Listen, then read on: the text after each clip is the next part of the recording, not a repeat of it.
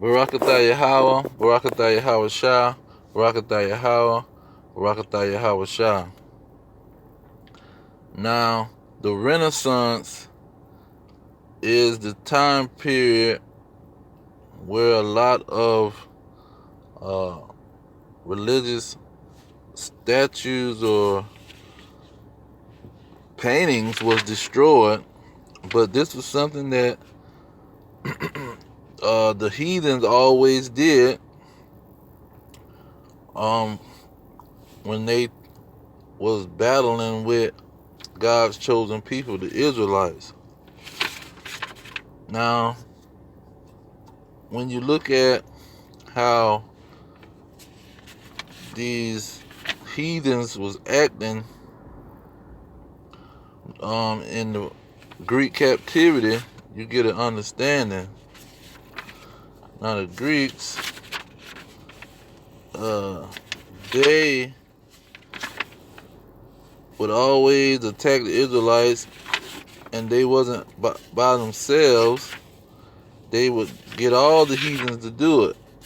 And this account in the book of Maccabees chapter 3 brings it out the best way, because this has been a strategy of the heathens for a long time. When you go to 1 Maccabees chapter 3, starting at verse 47, it says,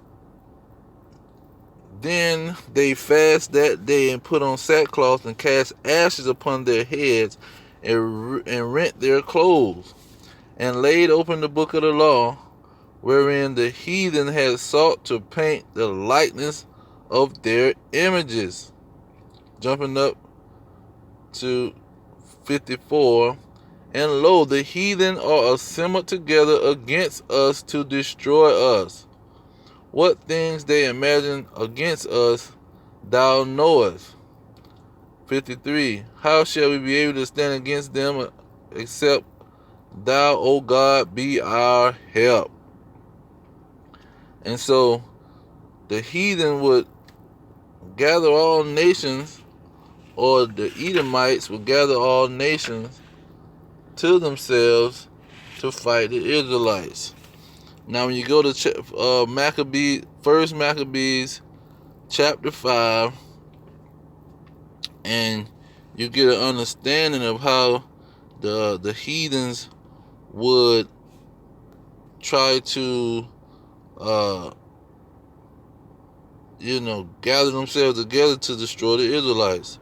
Starting at chapter 5, this is in 1 Maccabees chapter 5, verse 2. It says, "Wherefore they thought to destroy the generation of Jacob that was among them, and therefore they began to slay and destroy the people." Verse 3, "Then Judas fought against the children of Esau in Idumea, because they besieged Israel, and he gave them a great overthrow." Now, let's see here. Now, when you go down to verse 10 of that same chapter, 1 Maccabees 5 and 10, it say, starting at 9, Salakia. "Then the heathen that were at Galiad assembled themselves together against the Israelites that were in their quarters to destroy them." You see, so the heathen was trying to destroy the Israelites. Verse 10, it say, "And sent letters unto Judas and his brethren, the heathen that are round about us are assembled together against us to destroy us." So this was a major situation. The heathens had gathered themselves together and was trying to destroy the Israelites, and they was put in the book of the law.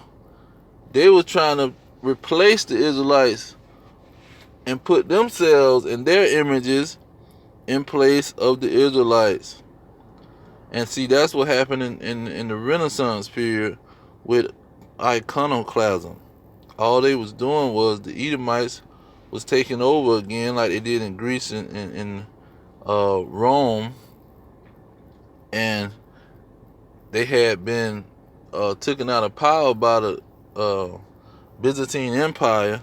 So the Renaissance meaning they was being rebirthed back into power, and then they did what they always do.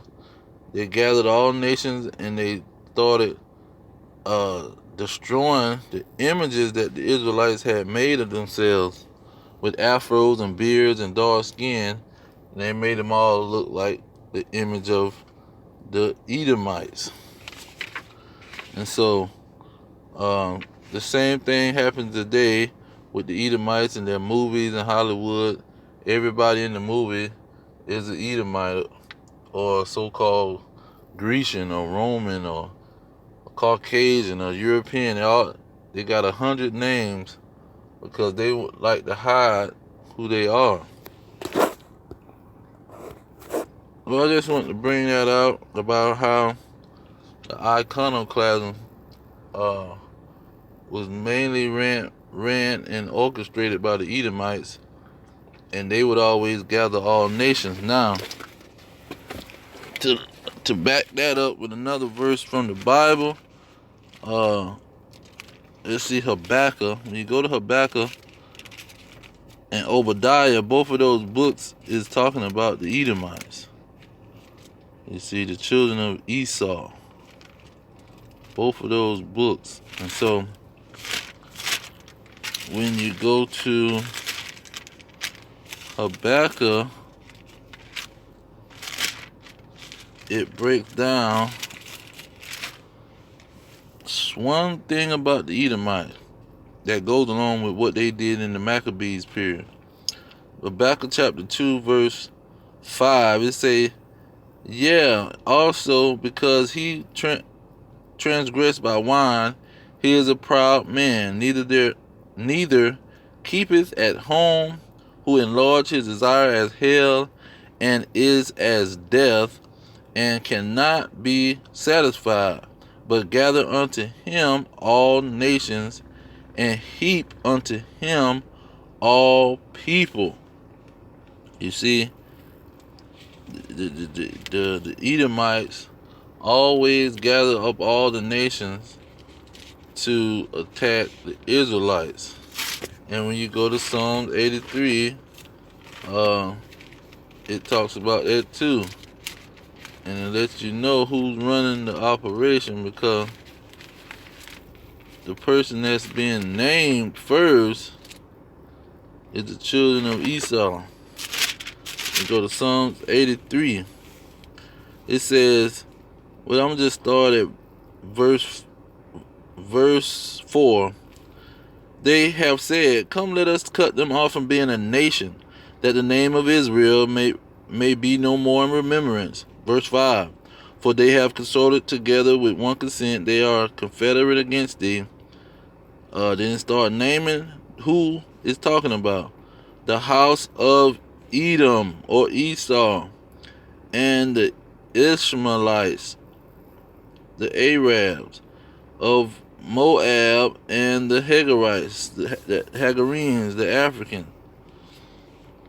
So it goes down how all these nations had them consulted together, but you see it starts off with the nation of Edom, because they always round up the other nations to come against the nation of Israel. And then even when you go into, I would say, the Judges,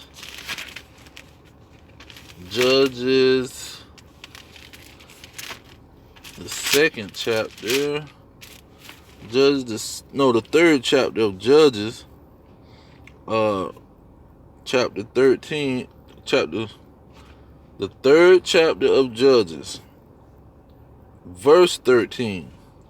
And he gathered unto him the children of Ammon and Amalek, Esau, the Edomites, and went to smote to fight Israel, and possess the city of palm trees. So here, the Lord was strengthening this one king of Moab against the Israelites, and he went and gathered the Edomites with him and the Japanese with him. So this is a strategy that they run when they get together. They have to unite against the Israelites every time. And destroying these paintings was a way that they attacked the Israelites together, and destroying even the history of the Israelites is what all these nations get together to do. But I'm going to leave it there. All praise to Yahawah, YAHAWASHI, Hashem Kakadash. Double honors to the elders pushing the truth. Peace of the elect worldwide. All praise and glory to Yahawah, Hashem YAHAWASHI. Shalom. Shalom.